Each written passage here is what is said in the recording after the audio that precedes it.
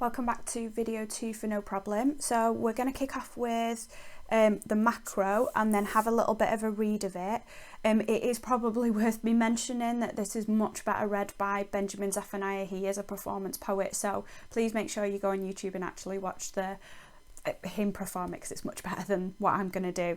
But let's start with a bit of macro first. So we've got an overview of the main form and structure.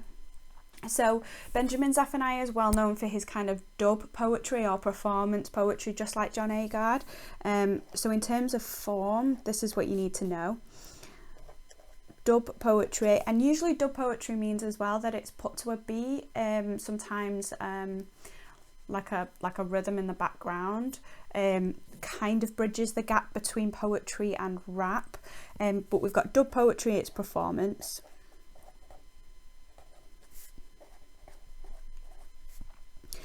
And what we get is 2 stanzas, which you can see quite clearly that we've got this long one here. Let me just zoom out. This quite long stanza here and then this short one. So they're uneven stanzas, and that's on purpose. So it's worth noting that the first stanza has got 4 quatrains in it. And what I've done is just kind of indicated these with little markers, which I'll just go over in my structure colour just so that you can see. So if you just count 4, quatrain means 4, 1, 2, 3, 4, 1, 2, 3, 4, 1, 2, 3, 4, and 1, 2, 3, 4. So 1, 2, 3, it's got 4 quatrains, gives it quite a strong structure in the opening stanza, and it also has a version of rhyme in here. Now the whole thing doesn't rhyme, but what you'll notice is lines 2 to 4 in each of them rhyme. So I'll just again underline those so you can see it. So brunt and stunt rhymes, academic and athletic, chance and dance, and smile and versatile. So we've got this alternate rhyme, but it's not throughout, and also you'll notice that it doesn't rhyme on the odd numbers, problem, taunts, problem, run. So we can have a look on the intention of why that is when we go back and look at the whole poem as we're going through.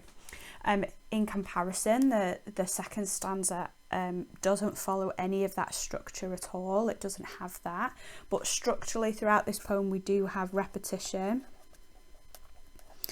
He repeats quite strongly, I'm not the problem, I'm not the problem.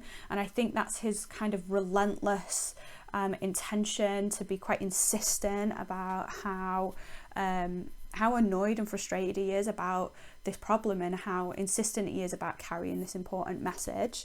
So it does carry this insistence of his message. The other thing that makes this poem quite relentless, like non-stop, is the enjambment as well.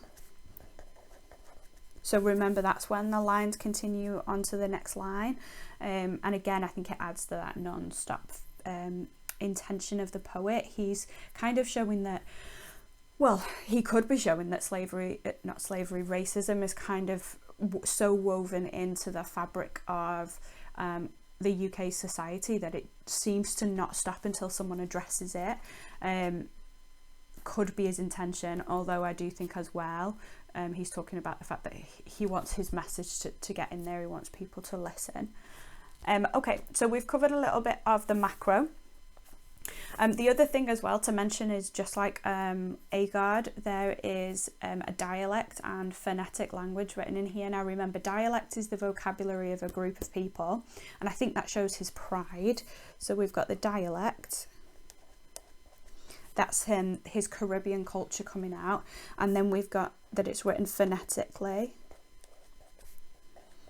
And I think again I'm going to use my tone colour just to indicate that I think this is about pride, and we talked about that before with his intention about wanting to show that he's, you know, we should be proud of where we come from and who we are, and not let anything stop that.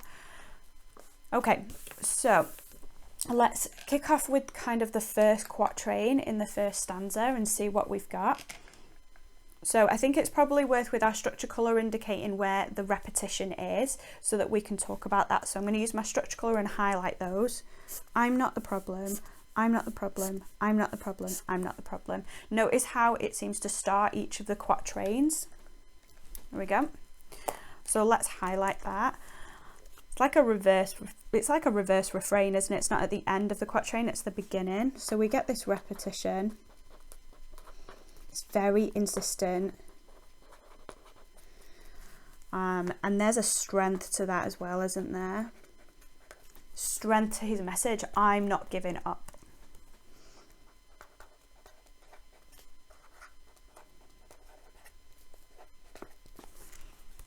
Okay.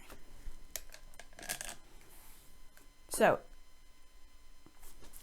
that wouldn't be good enough, by the way, for me just to write that. I would need to say what the context is. So I'm not giving up fighting for equality. I'm not giving up fighting for addressing social injustice in Britain. I'm not giving up on the UK being able to be more accepting of others. So you would need to add context there when you were writing it up.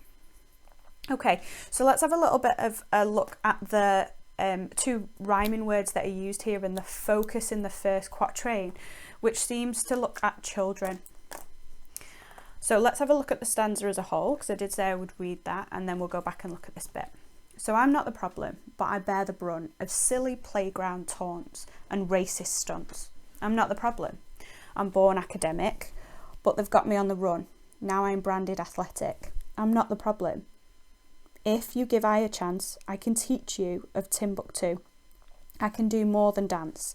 I'm not the problem. I greet you with a smile and you put me in a pigeonhole, but I am versatile.